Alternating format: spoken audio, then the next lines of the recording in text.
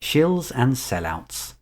Wizards of the Coast is putting together a Content Creators Summit at its Bellevue headquarters on the 3rd of April, and a select number of YouTube content creators have been chosen to go along and witness what I assume to be the greatness of the 6th edition of Dungeons & Dragons in all its virtual glory.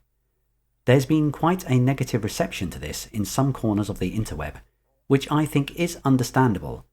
But are the labels of shills or sellouts merited? Well, let's see.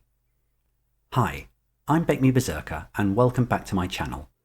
So I've been watching from the sidelines on this, trying to unravel my impulsive response from my reflective one, whilst also trying to do this with a lens that's been in the hobby for 40 years. But for those of you requiring a bit of context in terms of what I'm talking about, here's a quick breakdown. As you may have heard, Wizards announced at the back end of 2022 that they were releasing 1 D&D. Too many of us, we just saw this as 6th edition. Around the turn of the year, and obviously linked with the new edition, Wizards of the Coast tried to implement an update to the Dungeons & Dragons open gaming license that would basically give them huge control over content made under this license. Amongst other things, what you created belonged to Wizards and could be changed by Wizards. This resulted in a massive backlash from the D&D community, causing significant reputational damage to Wizards of the Coast, and also significant financial loss due to the cancellation of many D&D Beyond subscriptions, and the potential for competitors to steal some of the market with an emerging Open RPG creative license, or ORC.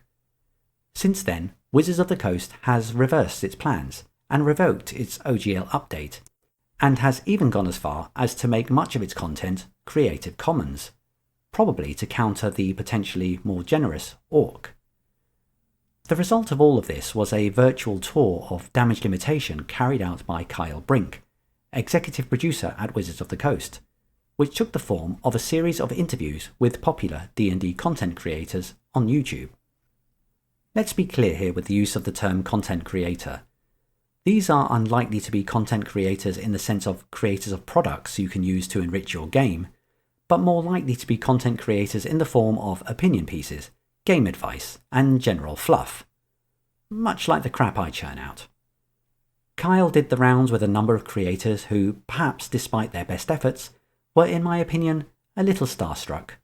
Not because it was Kyle Brink, sorry Kyle, but because they had been raised onto a platform by a company they'd, up to then, held in the highest regard.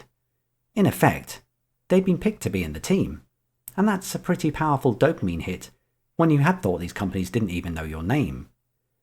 In my opinion, the result was some very soft questioning, with Kyle, or Wizards, getting off lightly and even regaining some positive opinion as these YouTubers nodded sagely to what was really vague stock responses.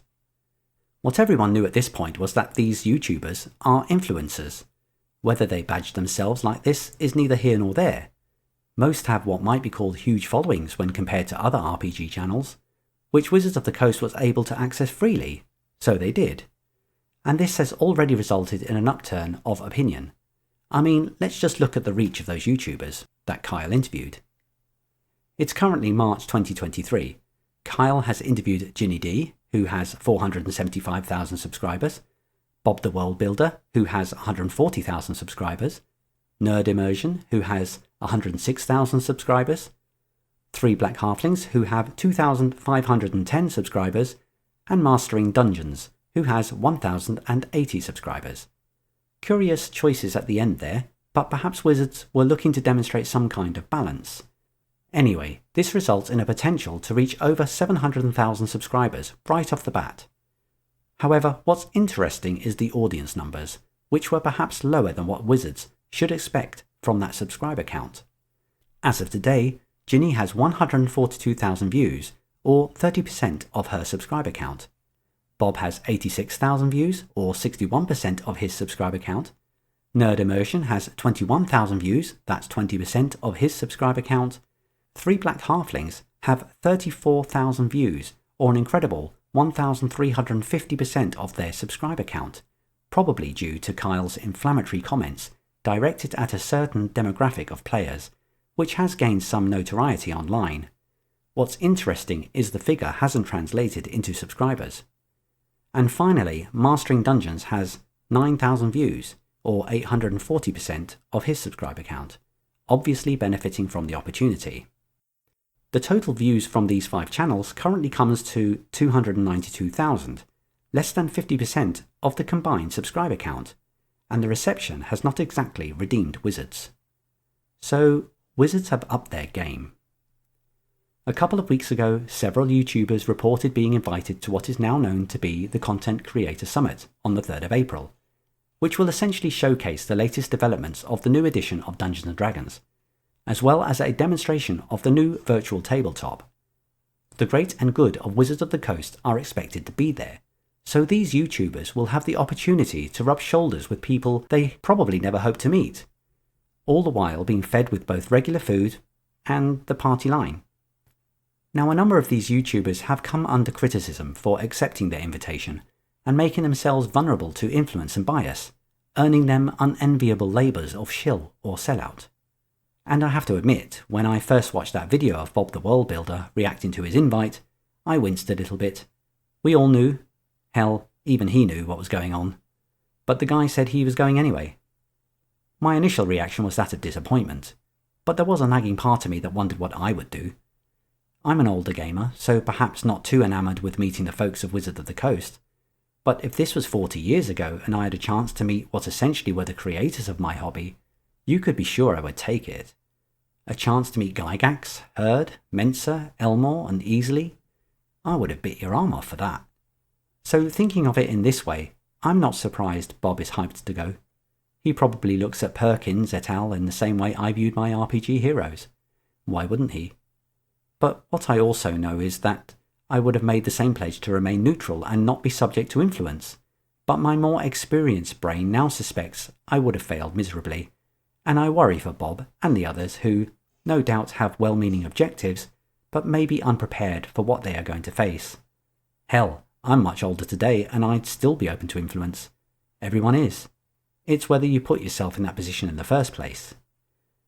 I think Bob and the others are really caught between a rock and a hard place. They have popular channels which depend on remaining relevant. Were they really going to turn down this invitation?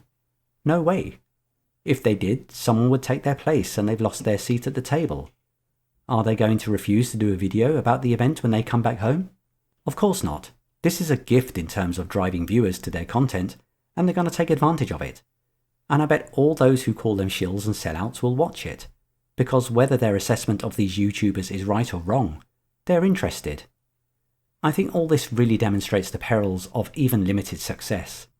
You may reach a level of popularity, and then suddenly you're in a position to maintain that popularity. You're then given an opportunity that, if you refuse, jeopardizes this position, and potentially your livelihood, whilst challenging your personal integrity and dividing opinion amongst your subscribers. It's almost like a game I know, which got really popular and ended up having to serve more customers than those who had been loyal to it for decades. It put aside its integrity to serve the shareholder, all the while pretending to have your best interests at heart, stringing you along because, well, you loved it. The game is currently stringing a good number of players along on a promise that their experience is about to get better and that it has their best interests at heart. So if I have one message to the YouTubers and influencers attending this event on the 3rd, it's this. Be absolutely certain your critical thinking will be compromised. The most hardened of attendees will find it difficult not to be. So do yourselves a favour. Gather in as much information as you can and take your time in putting together your report of the event. Give yourself more than a few days from getting home to uploading your experience. Do not rush it. Reflect on what happened after all the feel-good has left you.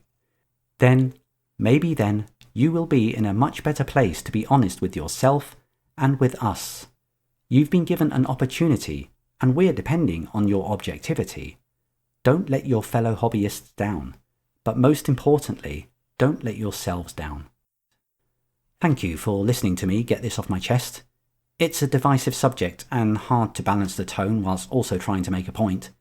We're at a crossroads in the hobby, again, and whatever direction each of us goes in, Let's do it congenially and with respect. Please like and subscribe if I've earned your future attention. I'm BECMI Berserker. Keep making your saving throws, and I hope to see you back here soon.